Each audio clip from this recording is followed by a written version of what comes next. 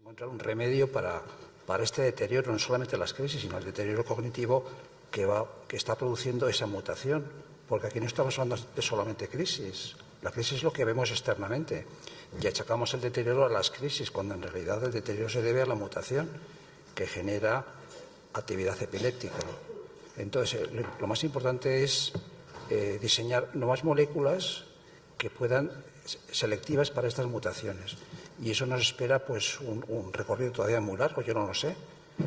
Pueden ser 5 años, 10 años. A lo mejor en algunas mutaciones será más fácil conseguir esos descubrimientos, en otras será más complicado.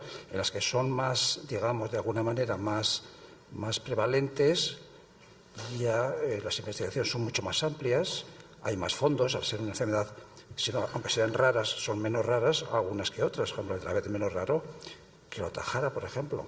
Entonces podemos conseguir pues, unos avances que son de esperar, al menos es el deseo de todos nosotros, ¿no? Así que habrá que dar tiempo al tiempo, ¿no?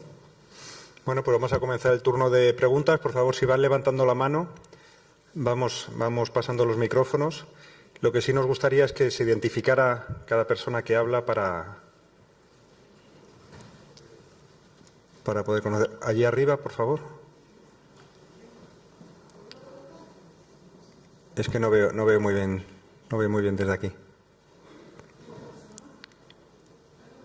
Aquí, el doctor Roberto Tuchman va a ser el primero que se atreve. Estamos ahora por la mañana, todavía cuesta un poco. Bueno, voy a preguntar una pregunta en español and then I will ask it in English so that I'm sure that both of you. Okay. Is the translation good? Can I ask it in English? Okay. Sí, en español, por favor. En español mejor. Sí. Okay. Primero, gracias, de verdad que muy bien, claramente los dos charlas. Pero la pregunta que yo tenía es que los dos han mencionado la genética como la parte más importante de una epilepsia encefalopática, epileptic encephalopathy, ¿no? Los dos han dicho que la genética es de verdad la causa en la mayoría de los casos. Pero al mismo tiempo, la definición de una encefalopatía epiléptica es que la actividad epiléptica es lo que está causando el problema de desarrollo. Y en mi opinión, yo no creo que eso está correcto y quiero su entendimiento de eso, porque para mí a lo mejor es la genética que está causando las descargas epilépticas y que está causando el problema, y que vemos que los niños que no responden a las terapias son los niños que tienen la peor genética o la gen que está expresándose en una manera más difusa, ¿qué se dice? Diffusely, y afectando el cerebro entero. Gracias. Doctora. The point is well taken. I think Tienes mucha razón. El énfasis de la ideología de la genética es que es algo nuevo para nosotros. Todavía no tenemos una herramienta. Teníamos una herramienta hasta ahora para indagar en este tema, pero estoy de acuerdo en que tenemos que averiguar qué es lo que podemos hacer y qué es lo que no podemos hacer. Y el énfasis de tratar las crisis y normalizar a los pacientes es porque es algo que podemos hacer. Cuando naces con algún cambio en la secuencia genética, a lo mejor en 10 años vamos a tener una terapia genética, a lo mejor vamos a ser capaces de modificar los genes, pero ahora mismo no podemos.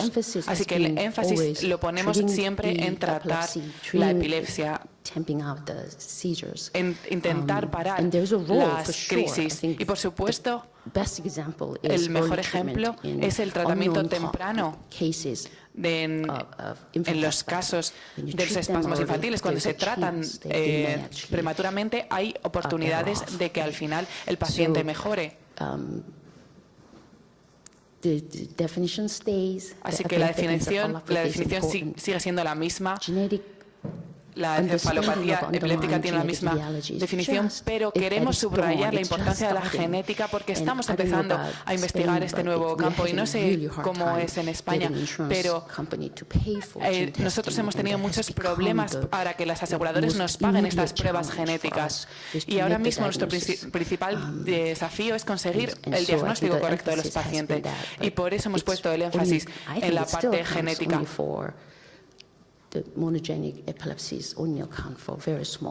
Pero este énfasis en la genética es para tratar estas epilepsias monogénicas que tienen un defecto en los genes. ¿De la misma genes. opinión o quiere añadir algo? Sí, estoy totalmente de acuerdo con el doctor Tuchman, efectivamente. Cuando uno ya tiene muchos años ya a las espaldas y ha visto cientos de niños con epilepsias, con encefalopatías epilépticas, te das cuenta que las crisis per se no son causa del deterioro de ese paciente. Entonces hay ese sustrato que lo origina. Pues eso es muy importante considerarlo. Y en cuanto a la definición de encefalopatía epiléptica de la ELAE, bueno, pues yo a veces, no es que desconfíe de esa definición, pero yo a veces tengo criterios, pienso que no es exacta, claramente exacta, porque yo en este momento controlo niños con síndrome de Dravet, por ejemplo, que algunos de ellos tienen muy pocas crisis, y sin embargo tienen un deterioro no muy grave, pero tiene un deterioro y no tienen crisis, por tanto, y el electroencefalograma es rigurosamente normal. Por tanto, la definición de encefalopatía epiléptica para el Dravet en estos pacientes, que no son pocos, no se sostiene. O sea que pienso que el origen es la mutación, que induce una serie de alteraciones. En concreto, en el Dravet es una canalopatía. Esta canalopatía afecta a otras estructuras del cerebro, como puede ser el cerebelo. Estos chicos de mayores, a partir de los 15 años, ya empiezan con un tipo de marcha peculiar, con la cuello un poco inclinado, una marcha atáxica, y no tienen crisis, por ejemplo. O sea que es la mutación la responsable de la encefalopatía o de la ataxia o las dificultades del lenguaje. Y no tienen crisis, o sea que la definición ahí un poco está en cuestión. Doctor Legido. Agustín Legido. Tenía la misma pregunta que Roberto, pero siguiendo en su pregunta y el consejo de la doctora Coe de ser humildes, que la genética nos enseña a ser humildes, porque hemos descubierto las canalopatías y las mutaciones. No quiere decir que hemos descubierto el final de las fotografías que estaba haciendo. Tenemos que seguir haciendo fotografías. ¿Y qué hacen esas mutaciones en el desarrollo cerebral?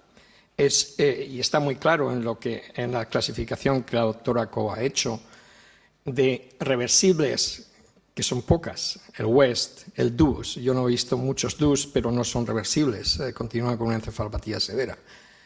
Y el resto de las encefalopatías epilépticas, que son la mayoría, que no son reversibles. Si no son reversibles con un buen tratamiento de la epilepsia, cuestiona en efecto la definición de encefalopatía epiléptica.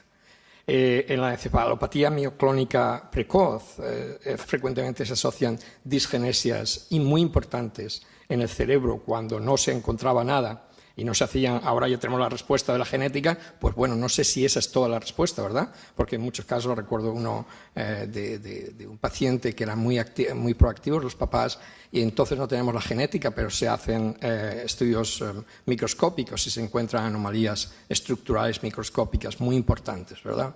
Así que creo que es una pregunta excelente que ha iniciado el doctor Tuchman y que nos debe de hacer pensar en que, bueno, porque sabemos la genética no quiere decir que sepamos todo.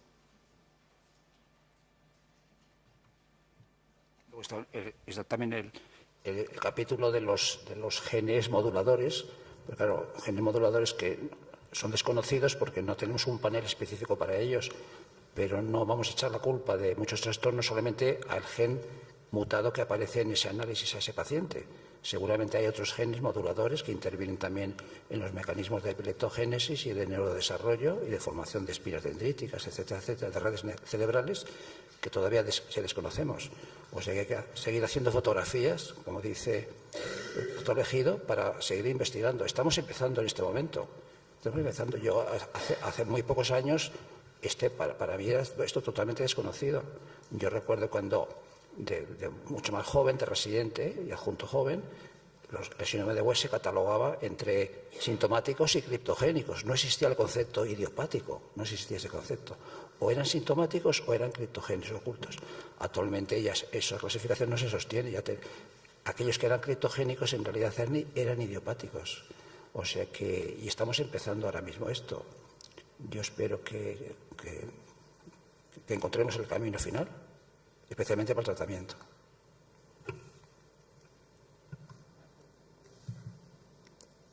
Hola, soy Lucía Zumárraga, neuropsicóloga.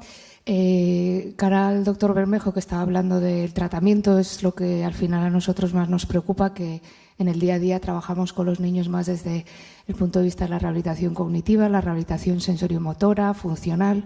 Entonces, para nosotros se nos escapa la parte genética de los electroencefalogramas. Lo que queremos que mañana también hay una conferencia sobre calidad de vida. ¿Qué hacemos para continuar trabajando? ¿Hasta qué punto la rehabilitación confiamos, no confiamos en ella? Por supuesto, nosotros sí, trabajamos día a día. Pero ¿cómo podemos muchas veces trasladar todos estos genes, investigaciones, los límites, la inquietud de los padres por saber qué es lo que tienen sus hijos, hasta qué punto la mejora o no va a existir? Porque sí que es cierto que, como estabais comentando, la genética nos cuenta cosas, a veces el electroencefalograma es limpio, es bueno, y nosotros seguimos viendo una clínica cognitiva, motora, que limita la funcionalidad de los niños, y es lo que a nosotros al final más nos preocupa, ¿no? Su bienestar. Muchas gracias.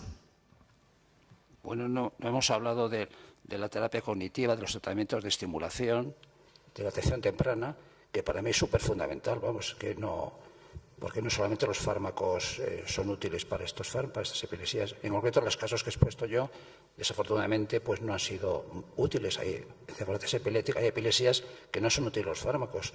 Espero que sean útiles con los nuevos fármacos que van a salir, estoy seguro que van a salir, pero mientras tanto, mientras esto ocurre, la estimulación es fundamental, y además es un cambio radical un niño que se inicia una estimulación precoz a uno que se inicia mucho más tarde. Es decir, es fundamental. Sería como la diapositiva que ha puesto la doctora Co de los pacientes según se inicia el tratamiento para síndrome de West, nada más diagnosticarlo al mes o a los 2 meses. Es decir, el pronóstico es totalmente diferente. Yo insisto, pienso que la estimulación en estos pacientes, globalmente en epilepsia, debiera ser una emergencia y hacerlo lo antes posible. Y no esperar semanas, como pasa en muchos de nuestros pacientes, que tardan meses en iniciar la terapia. Para mí es fundamental. Como sería iniciar un tratamiento con un fármaco para el síndrome de West, va a ser lo mismo con la estimulación. Porque los cambios que se notan son totalmente radicales. Eso Turman lo sabe en autismo. El autismo es fundamental. El tratamiento precoz, cuanto antes empieces, el pronóstico es mucho mejor. ¿Qué experiencia tiene la doctora Co en este sentido?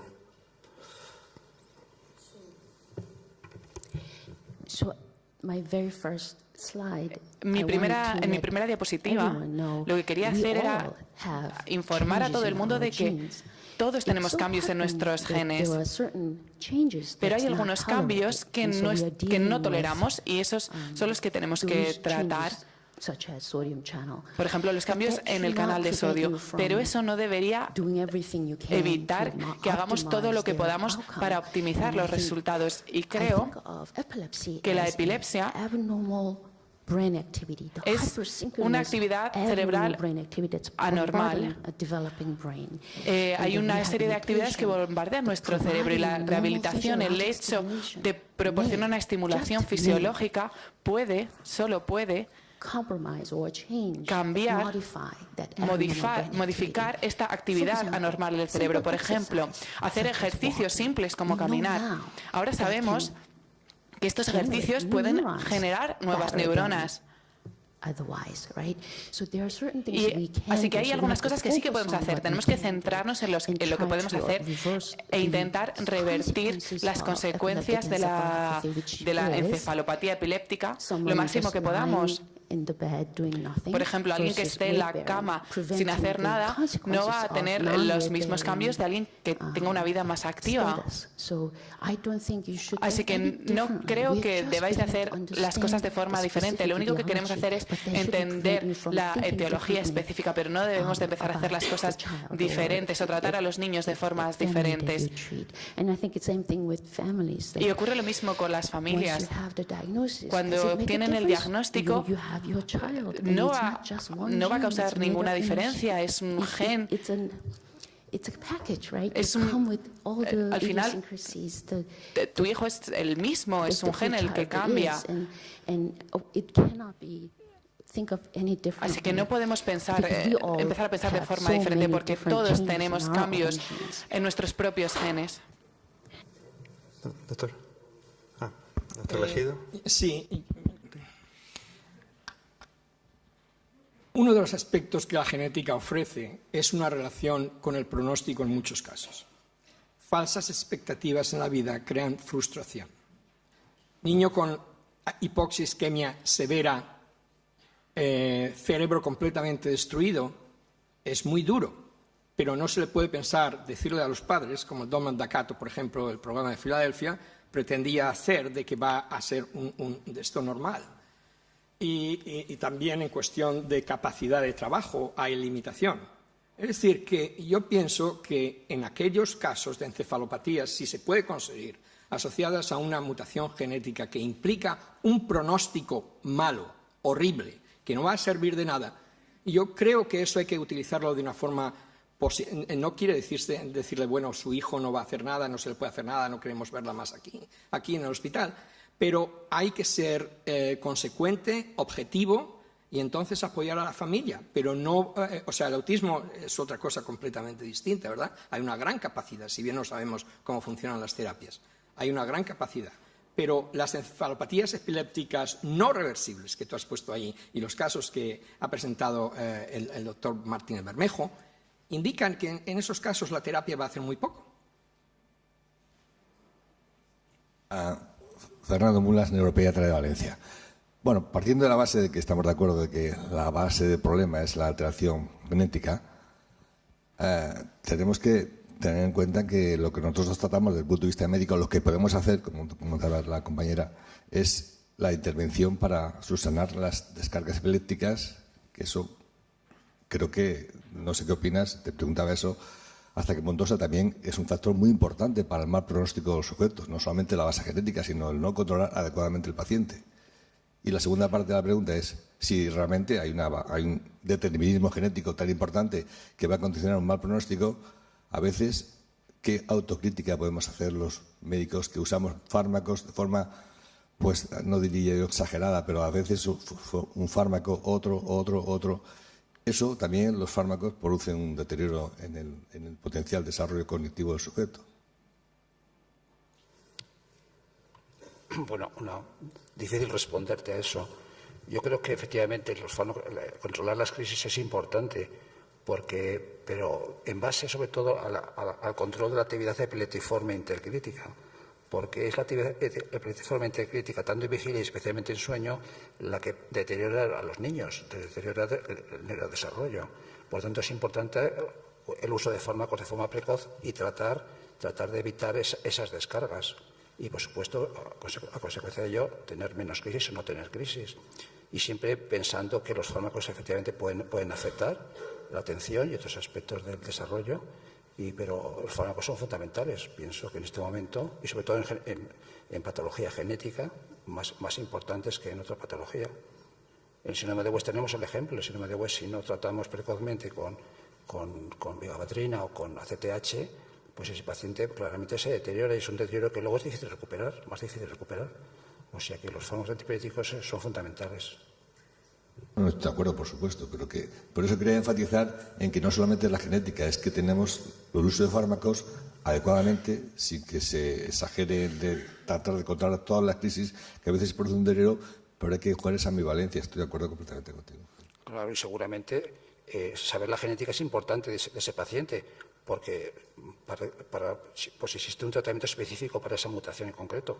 Para algunas sí que lo hay, O sea que para otras seguramente vendrán de los próximos años. O sea que eso es importante. Buenos días, soy Rosy Barroso, pediatra neonatólogo, y mi pregunta va en la línea del doctor que me antecedió. Veo que en el reto tenemos muchos avances y seguimos avanzando y pensando en la genética, pero yo me pregunto, ¿qué estamos haciendo de investigación o qué se está haciendo en el área farmacológica? Porque a veces lo que dice el colega, más bien los fármacos deterioran al paciente, lo que uno ve al día a día en la práctica. Por otro lado, nosotros estamos como descuidando un poco la parte inmunológica del paciente. Y yo me hago una pregunta, ya que aquí hay tantos expertos, si el autismo no será una forma de inmunodeficiencia, ya que no hemos llegado, es el más alejado de los diagnósticos de las causas, y lo de la farmacología y de la investigación en farmacología, en cierta manera me preocupa. Bueno, sobre el tema del autismo, yo creo que el doctor Tusman mañana nos va a dar explicaciones a estas dudas que planteas, ¿verdad?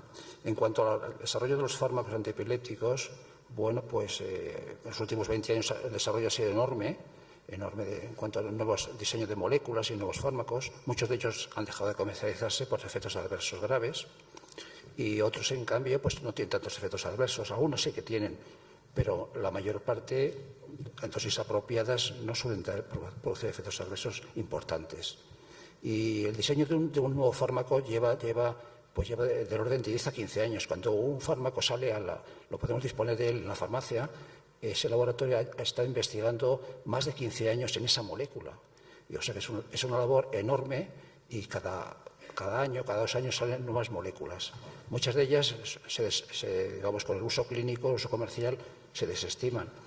Pero es el camino, es el camino. La industria farmacéutica, su misión es investigar nuevas moléculas y hasta que encontremos alguna que sea beneficioso para cierto tipo de epilepsias y, como he dicho al principio, para cierto tipo de mutaciones, en el caso concreto de los pacientes que hemos hablado esta mañana. Sí, perdón, pero como dijo el doctor Legido, la preocupación es que estemos tan avanzados y sigamos tan avanzados y tan enfocados en la genética que realmente es, y que no tengamos a la mano la investigación, sé que se hace así, controlada, todo farmacológica, para luego poder darle cura al paciente, porque es una frustración tanto para el paciente como para el médico. ¿Me explico? Bueno, la genética, digamos, viene a ser como el punto final en el desarrollo del diagnóstico de ese paciente. Cuando no teníamos el diagnóstico genético, teníamos todos una enorme frustración, como he dicho al principio, ¿no? Tanto los médicos como los padres, de no saber por qué ocurría esa cosa en su hijo, ¿no? En ese paciente. Gracias a la genética sabemos que eso se debe a esto. Ahora viene el segundo paso. Y una vez dicho esto, ¿qué pasa? ¿Qué pasa a continuación? Los padres nos piden, y ahora sí, efectivamente, tiene una mutación en este gen.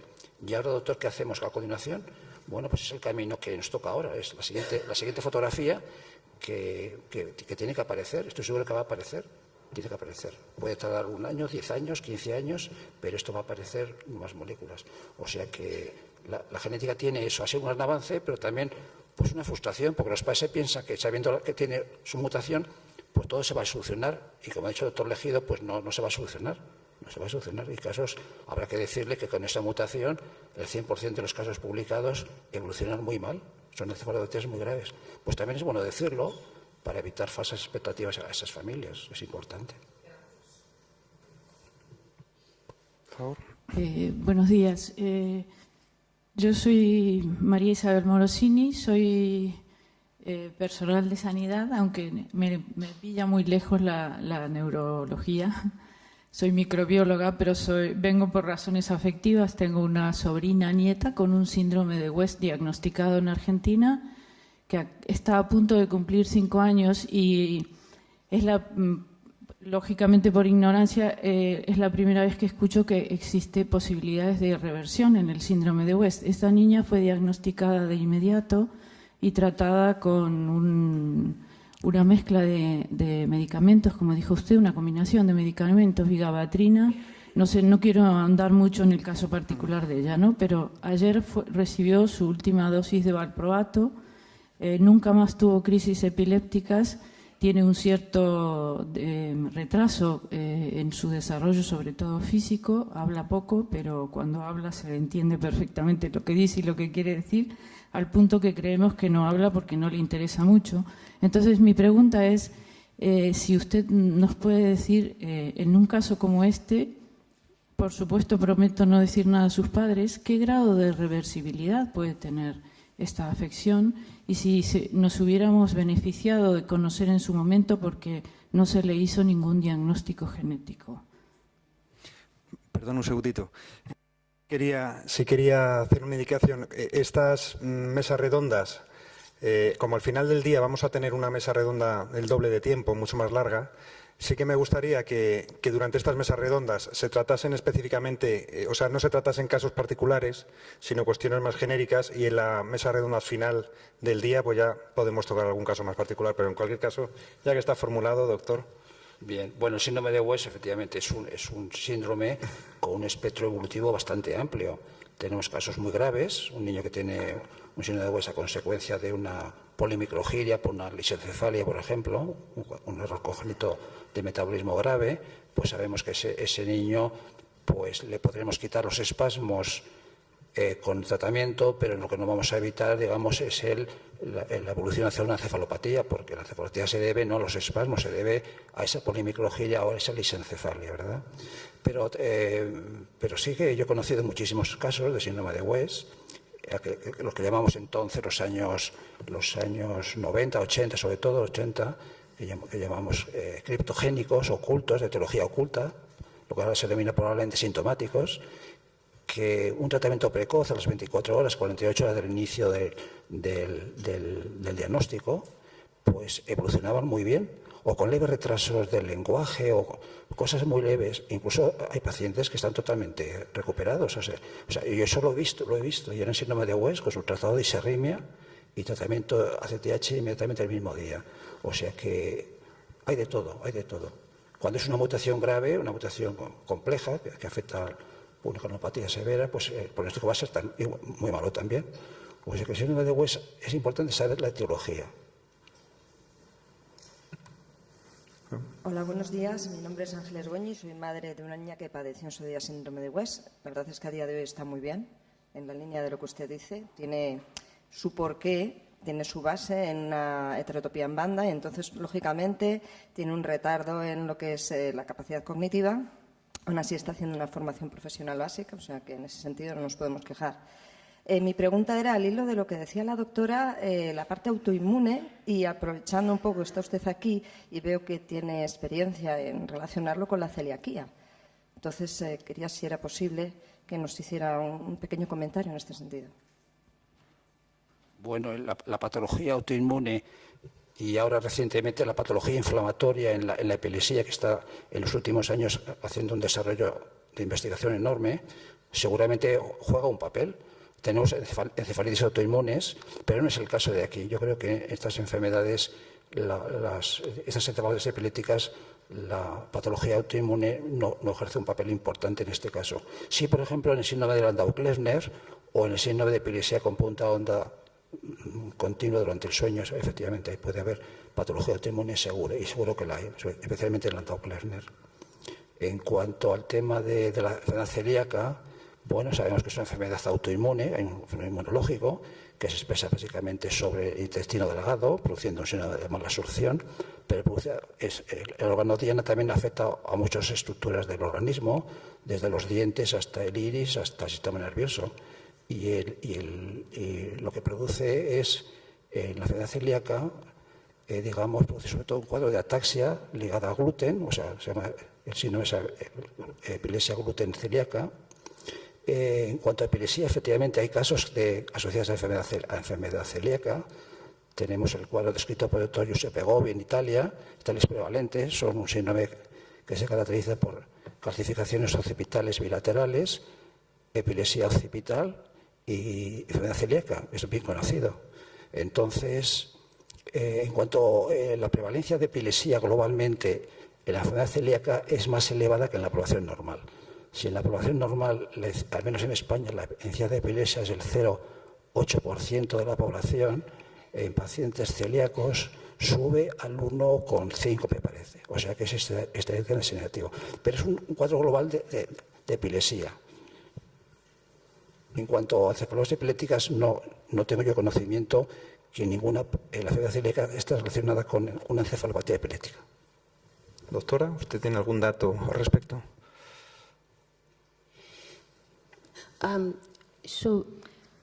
Regardless of etiology, independientemente de la etiología,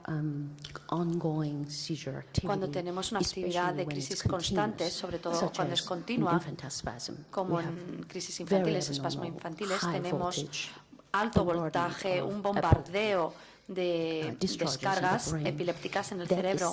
Eso en sí solo, las crisis por sí solas, causan una neuroinflamación. Así que independientemente de las causas, ahora ya somos conscientes de las consecuencias de las crisis en sí mismas, que causan neuroinflamación, es decir, activación, etc. Así que,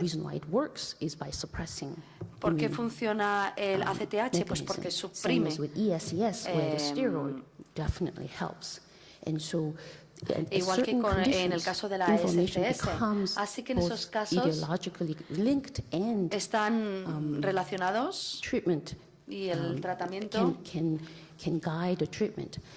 puede guiar al tratamiento sabiendo las causas. Lo autoinmune va por otro camino. Yo estoy hablando en términos generales. Las crisis, cuando son suficientemente graves, suficientemente largas, prolongadas, llevan a que algo está ocurriendo en el cerebro y eso por sí solo ya desencadena una respuesta de inflamación y a veces que podemos centrarnos en eso. Pero lo autoinmune iría por otro camino y eso es lo que pienso. Muy bien, pues doctor Legido, la última pregunta, ya hacemos una parada. Un comentario. Creo que la primera charla que di en el Congreso de síndrome de West fue alteraciones inmunológicas en el síndrome de West. Eso lo tienen publicado en uno de los tres, el primero o el segundo. Luego, por otra parte, el doctor Ignacio Valencia y la otra colega, Divya Kurana, fueron los editores invitados para hablar de alteraciones inmunológicas de la epilepsia en la revista que edito, Seminarios en Neurología Pediátrica, y creo que fue en el 2013 o 14 el volumen de septiembre. Muy bien, pues aprovecho para recordar que tenemos fuera para distribuir de manera totalmente gratuita los libros que editamos en el Congreso y que son de libre circulación. O sea, quien quiera los puede llevar y en la cantidad que necesite. Nada, hacemos una paradita de media hora y a las 12 retomamos. Muchas gracias.